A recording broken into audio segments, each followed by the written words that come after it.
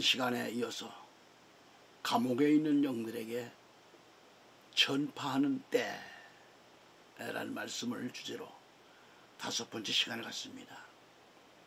오늘 주신 말씀은 베드로전서 3장 18절로 20절 말씀이 되겠습니다. 이는 그리스도께서도 죄들로 인하여 한 번 순환을 겪으사 정의로우신 분이 부정한 자들을 대신하셨기 때문이니 육체로는 죽임을 당하셨으나 성령에 의하여 되살아나게 되심으로써 그분께서 우리를 하나님께로 인도하려 하심이라. 그 성령에 의하여 또한 그분께서는 감옥에 아래 있는 영들에게 가서 선포하셨느니라. 그들은 한때 불순종한 자들이었으니 방주가 예배되던 동안 하나님께서 노아의 날들에 오래 참으심으로 한 번 기다려 주셨을 때라. 그 방주 안에서 소수인 8명의 혼들이 물을 통하여 구원받았느니라. 아멘.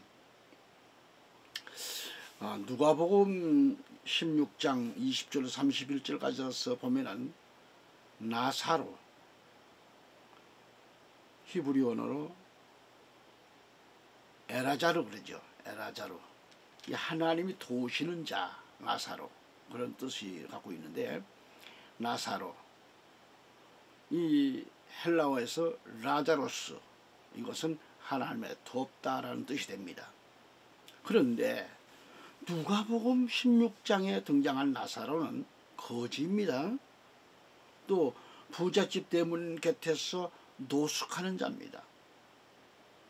온몸은 병들고 헌데투성입니다.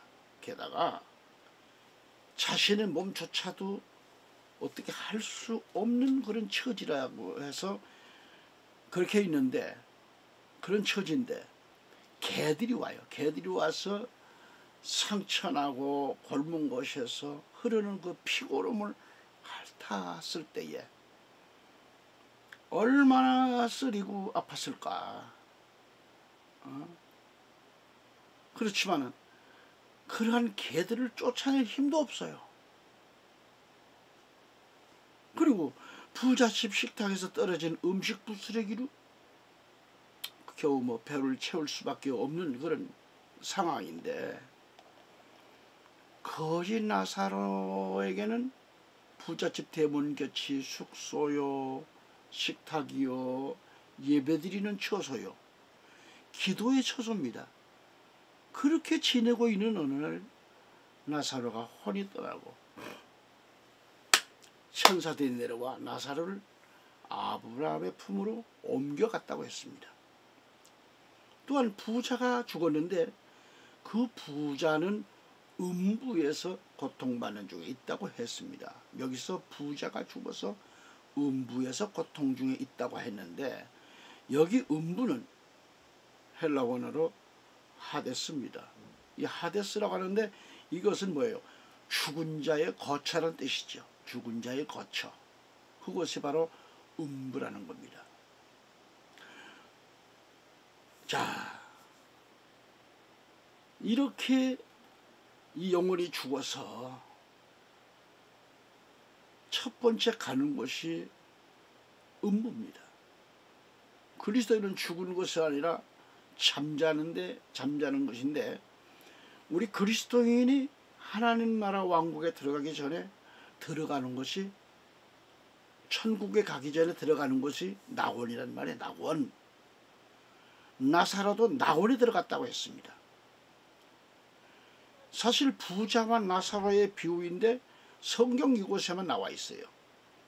그런데 여기서 놀라운 것은 음부에 떨어진 부자가 소리 질렀어요. 아버지 아브라함이여 라고 말합니다. 그러면서 부자는 저를 불쌍히 여겨달라면서 내가 불꽃 가운데서 고통을 참을 수가 없는데 나사로의 손가락 끝에 물을 적셔 내 혀를 식히게 해달라는 건 요구입니다. 그러나 문제는 음부와 낙원 사이에는 서로 오고 갈 수가 없습니다. 거기에는 커다란 구렁이 놓여있기 때문에 안 돼요. 여기서 커다란 구렁이라고 하는 것은 헬라어로 보니까 카스마라 그래. 메가스카스마라고 하는데 이게 뭐 커다란 구렁텅이라 그런 뜻입니다. 메가스카스마. 커다란 구렁텅이다. 높은 산 정상에서 바라봤을 때 끝없이 깊은 협곡을 말합니다. 끝이 안 보여요. 여기서 아브라함은 부자에게 건너갈 수도 없다고 했습니다. 이렇게 커다란 구렁에 대해서 아브라함의 언급은 이 하나님의 결정이 결코 변경될 수 없다는 것을 말씀합니다. 다시 말하면 첫째로 이 땅에서는 회개할 기회가 있지만 죽고 나면 더 이상 그 같은 기회가 회개할 수도 없어요. 아무리 머리를 쥐어뜯고 가슴을 치고 땅바닥을 치고 발을 동동 굴른다 해서 그렇게 몸부림을 친다 해서 나 좀 구해달라 해서 그렇게 해봐야 죽고 나면 끝이에요. 기회가 안 돼요. 없어요. 둘째는 죽음에 의해 결정된 각자의 처소는 어느 누구의 권세의 능력으로도 변경될 수가 없다고 하는 이 사실을 보여주는 거예요. 음부와 이렇게 낙원, 이 음부와 낙원은 이미 결정된 장소이기 때문에 변경할 수 없다는 말이죠. 모든 것은 뭐예요? 하나님의 권한에 있으십니다. 사람이 어떻게 변경할 수가 없는 거예요. 안 돼요. 음부인 이 고통받는 곳에 이 땅에 5 형제가 있는데 지금 부자의 얘기입니다. 그들이 고통받는 곳에 오지 않게 해달라고 호소합니다. 그래서 31절에 아브라함이 그에게 말하기를 만일 그들이 모세와 선지자들의 말을 듣지 않는다면 비록 누가 죽은 자들로부터 살아난다 해도 그들을 설득할 수 없을 것이니라 하니라라고 하신다고 했습니다.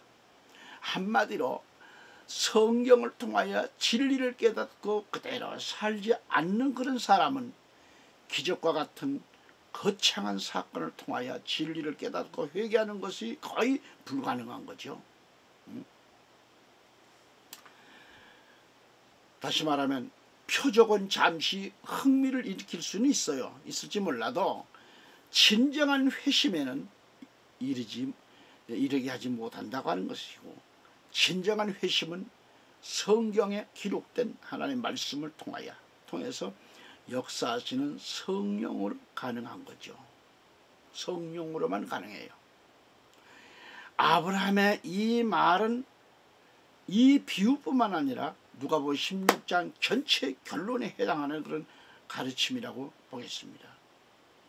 부자가 죽은 후 음부에 떨어져서 그 고통이 얼마나 심했으면 혀가 타들어갈 듯이 고통스럽고 온몸이 견딜 수 없는 그 뜨거움에 입이 타고 혀가 타는 듯한 그런 고통의 그런 장소가 음부입니다.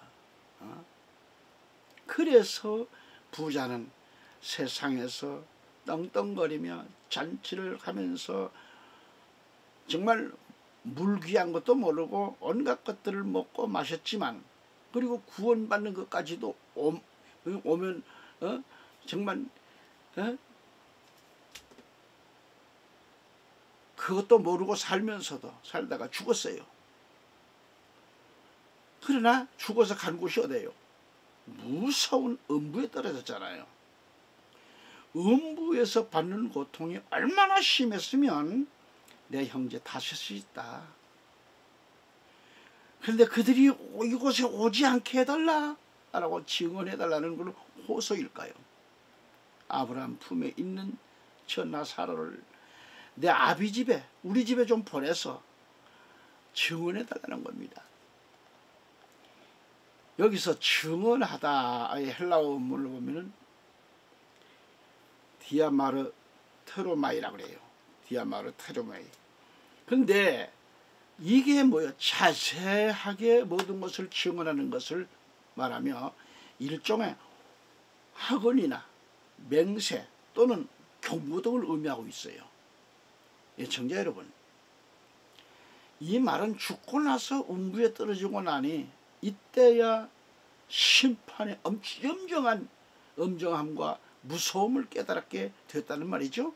그리고 부자가 자기네 가족에게만 나사로를 보내주도록 요청한 것은 아직도 못 깨닫는 것이 못 깨닫고 있는 그런 이기심에 사로잡혀 있다는 것을 여기서 볼 수가 있어요.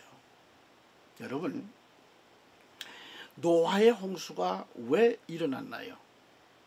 하나님 보실 때에 사람의 그 사악함이 세상에 창대해졌다고 그랬어요.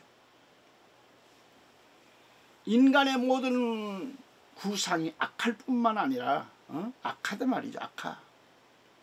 그리고 하나님은 이 땅 위에 사람을 지으셨다는 것을 후회하셨고 창조한 인간들을 지면에서 멸망시키는데 사람과 짐승과 기는 것과 공중의 새들까지 지었음을 후회하셨다는 말씀이죠. 또한 땅도 하나님 앞에 부패하여서 땅이 폭력으로 가득하여졌다고 했어요. 그래 인간은 물론 모든 것들이 다 멸망받을 이유에 대해서 말씀하셨습니다. 물심판이 이루어지기 전 인간들의 그 죄악된 상황이 온 땅이 부패하게 되었고 또 죄악이 가득했어요. 히브리어 언어를 보면은 부패하다 샤트그래.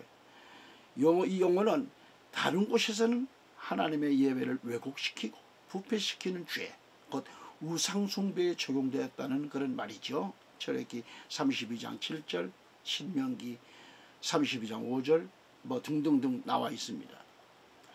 하나님 앞에라는 이 표현이 암시하듯이 그들은 공공연히 극악무도하게 악을 행하였다고 합니다.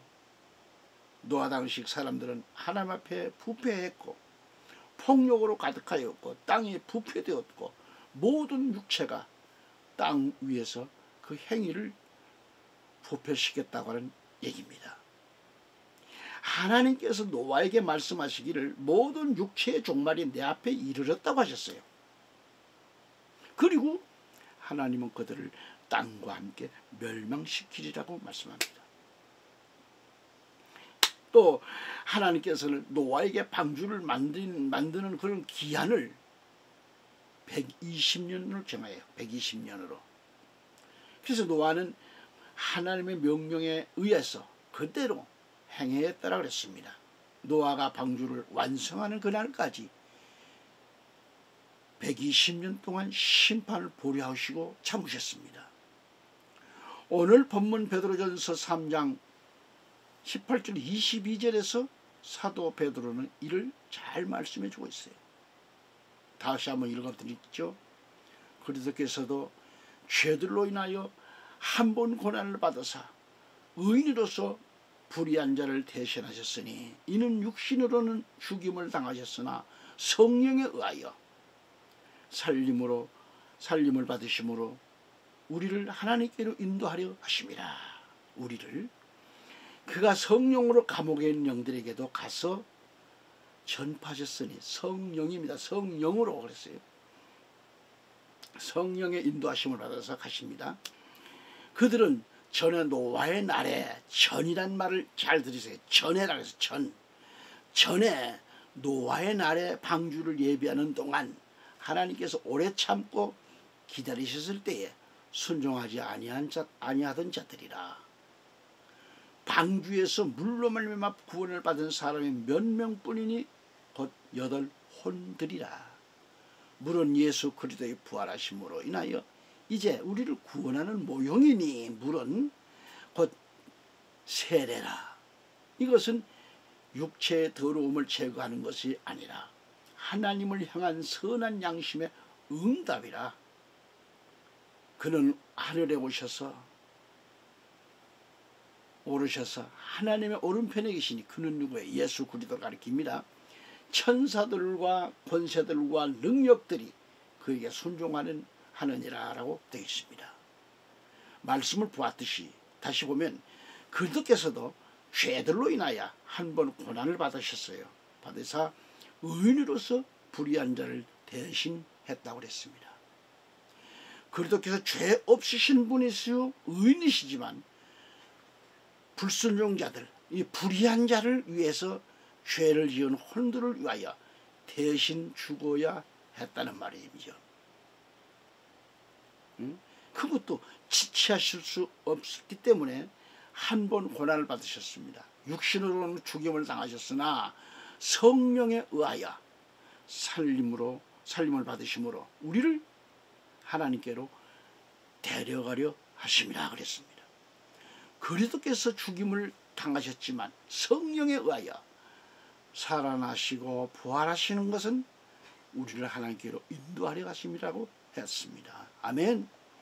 다시 말씀드리면 그리스도께서도 죄들로 인하여 단 한 번 고난을 받으셨다는 것은 의인이시지만 불의한 나와 여러분, 우리를 대신하셔서 육체로 죽임을 당하셨고 성령에 의해 살아나심으로 우리를 하나님께로 데려가려 하심이라 그렇게 말씀한 거죠. 여기서 그리스도의 죽음은 모든 사람을 위하여 단 한 번에 드려진 대속적인 죽음을 가리키는 겁니다. 대속적인 죽음. 자, 우리 하나님은 정말 인이시지만 불의한 우리를, 의인이시지만 불의한 우리들, 죄들을 위하여 대신 죽임을 당하셨다고 하는 말씀은 바로 그리스도인들을 하나님께로 데려가시기 위해서였다는 그런 말씀입니다. 아멘. 베드로전서 3장 19절을 다시 보면 그가 성령으로 감옥에 가셔서 그랬어요. 성령으로. 그가 누구예요? 예수 그리스도께서 성령으로 감옥에 가셔서 영들에게도 가서 전파하셨으니라고 했는데요. 이에 대해서 성경학자들과 목회자 중에는 이 성경 구절은 해석이 어려운 난해한 구절로 그렇게 취급하고 그렇게 여깁니다. 그러나 창세기 6장과 신약 베드로전서 3장 18절 22절을 자세히 보았을 때 어떤 답이 라고 생각해요. 이미 답이, 어떤 답이 기다리는가, 이미 답이 나와 있어요. 그리스도께서는 한 번 죽은 영들은 찾아가지 않으십니다. 말씀 보면 그리스도께서 직접 찾아가신 것이 아니라 성령으로 감옥에 있는 영들에게도 가서 전파하셨다고 하는 이 말씀을 우리는 알아야 돼요. 그동안 4차례 4차례까지 하는데 그동안 누누이 말씀을 드렸습니다. 그리스도께서 성육신 전에 성령에 의해 노아가 방주를 짓는 120년 기간을 통해 패역한 백성들, 불의한 백성들에게 오랜 기간을 복음을 전파했다는 그런 얘기입니다. 구원의 소식을 선포했다는 말이죠. 마치 신약시대가 2000년이 지금 넘어가고 있습니다만 2000년 동안 우리 지금 오래 참고 계시는 거예요.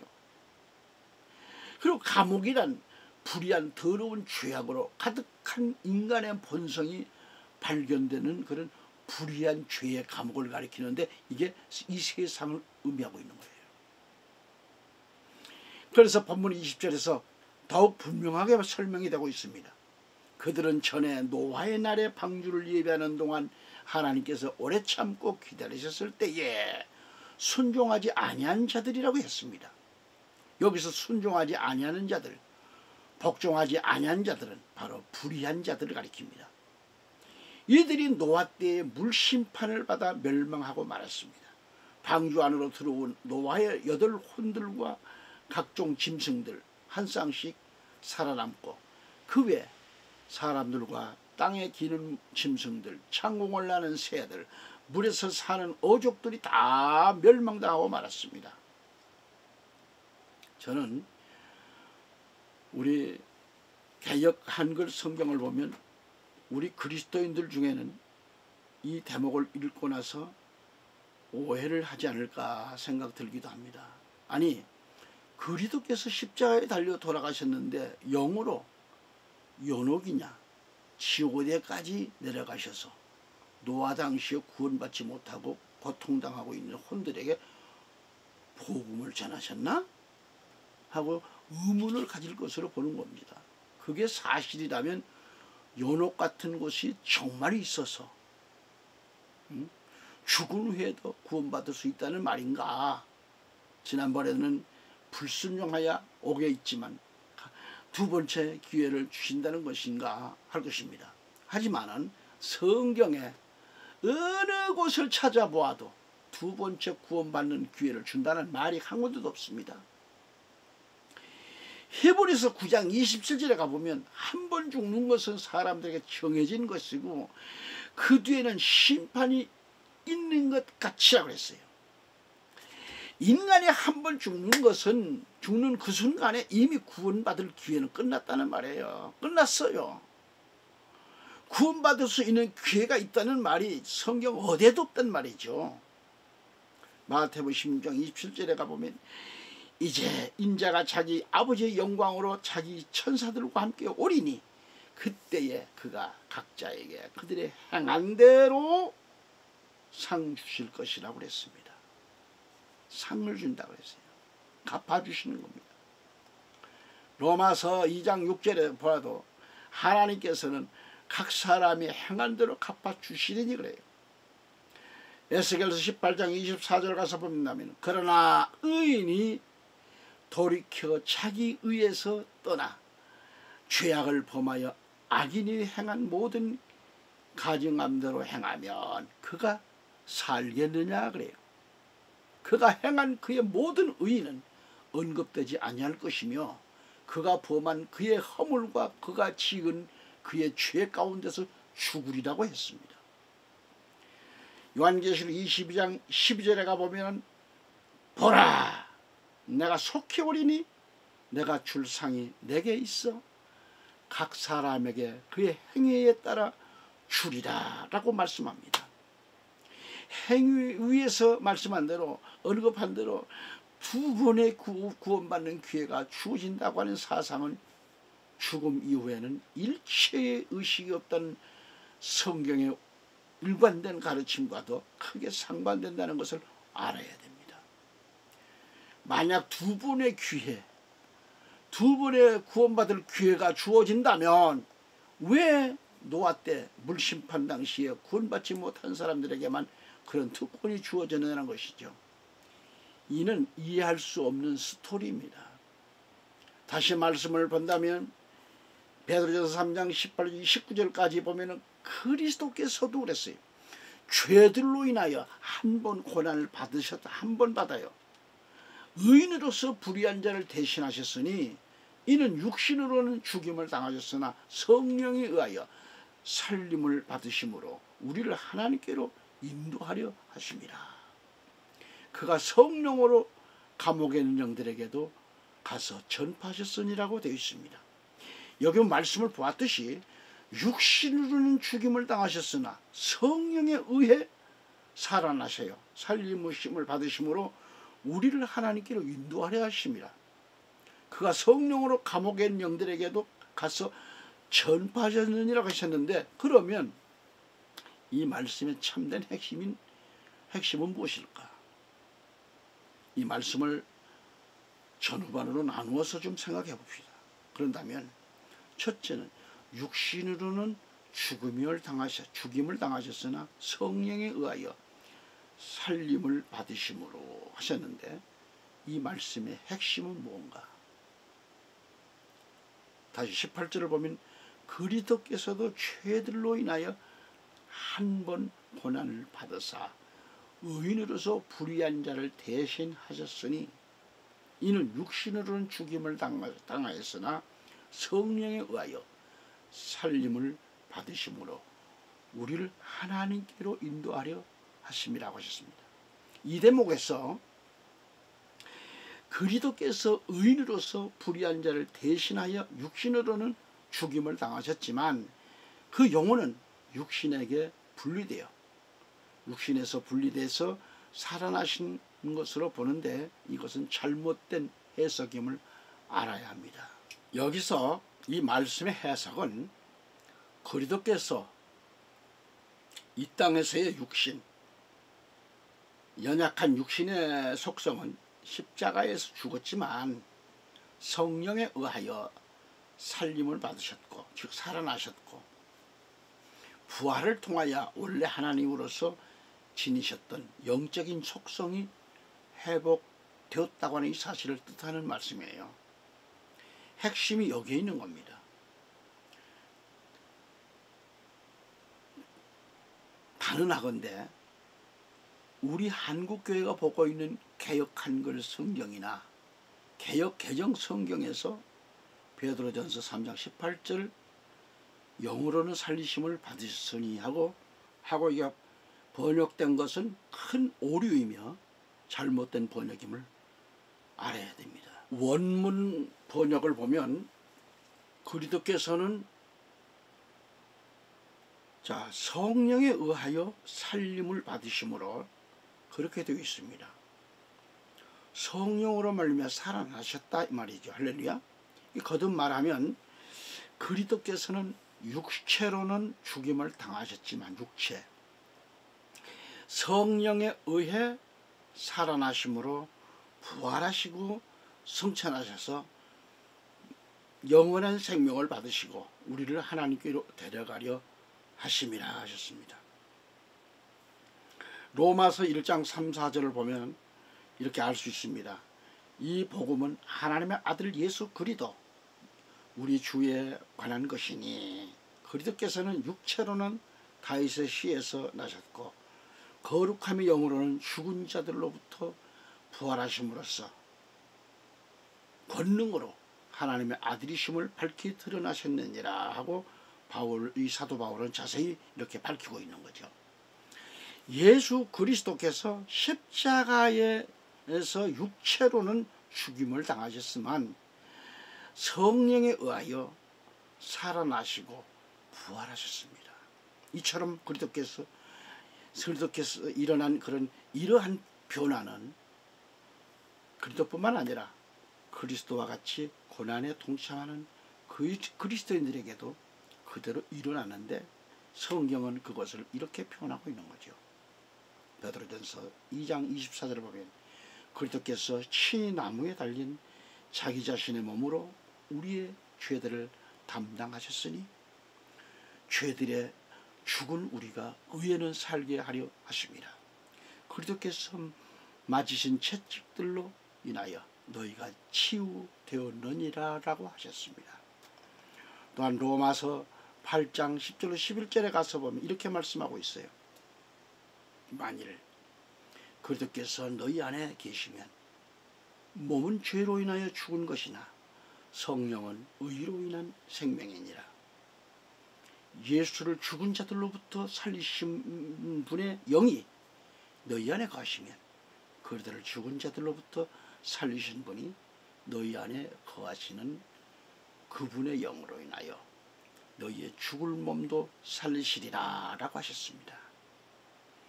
그리스도의 영으로 인하여 너희의 죽을 몸도 살리시리라고 말씀합니다. 살리신 영이 우리 안에 계시면 육체는 죽는다고 해도 우리 그리스도인들에게는 부활이 보장되고 또 영원한 생명이 약속되었다고 하는 말씀입니다. 아멘.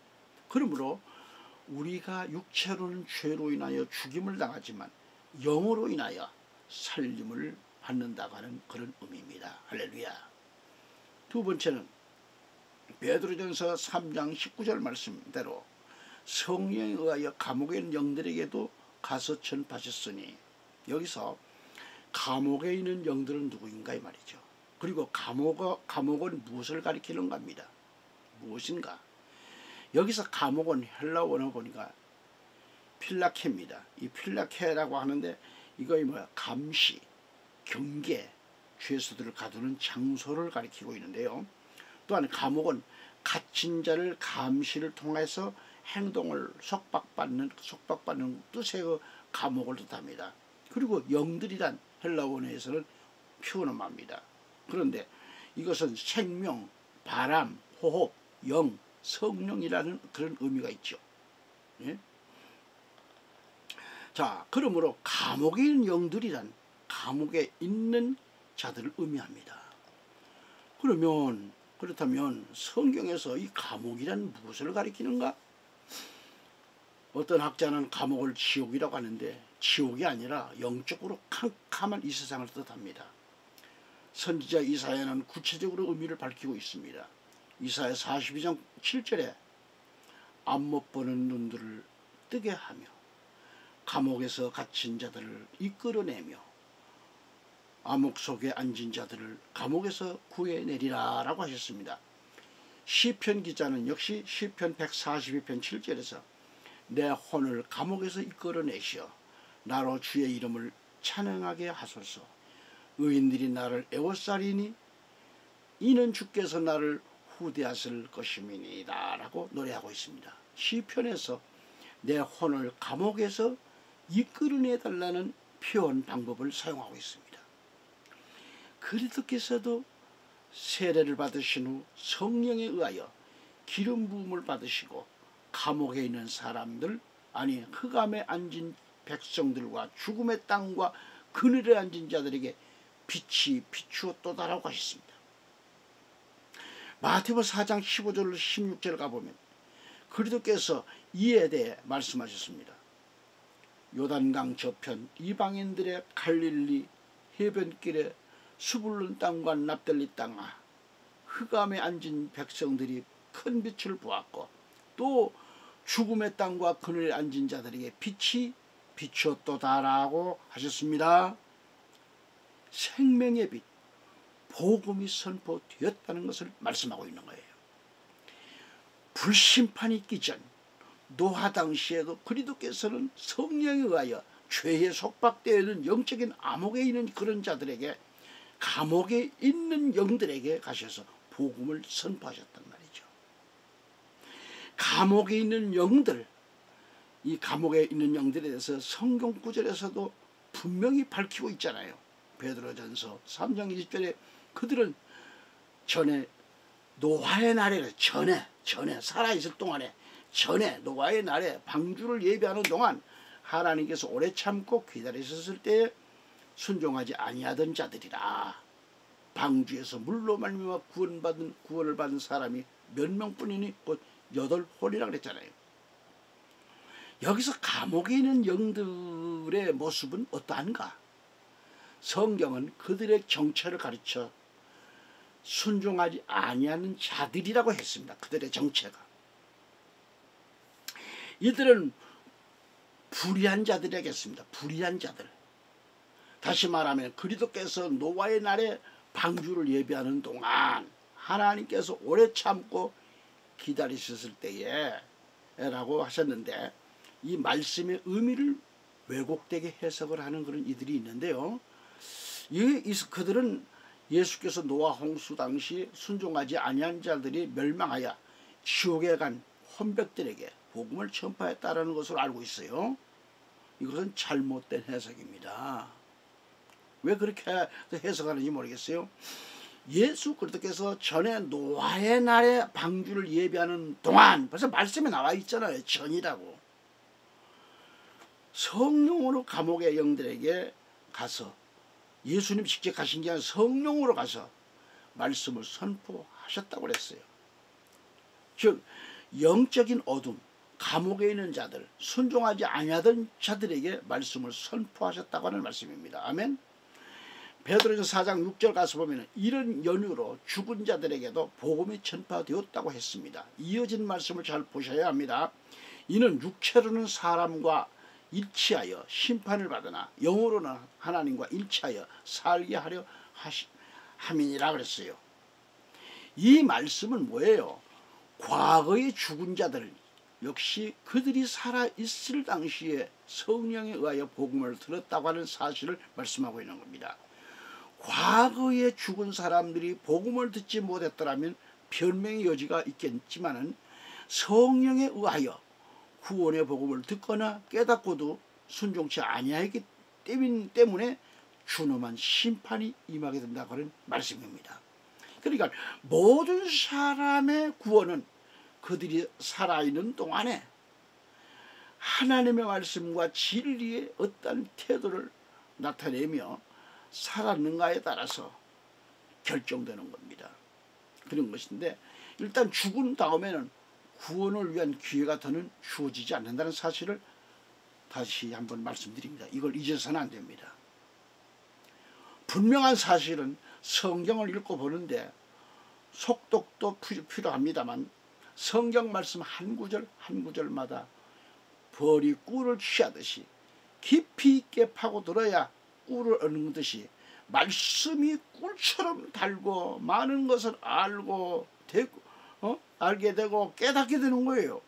우리 모두는 육체로 사는 것이 아니라 영으로 살아가는 그리스도인들이 되시기를 우리 주 예수 그리스도의 이름으로 축원합니다. 아멘. 할렐루야.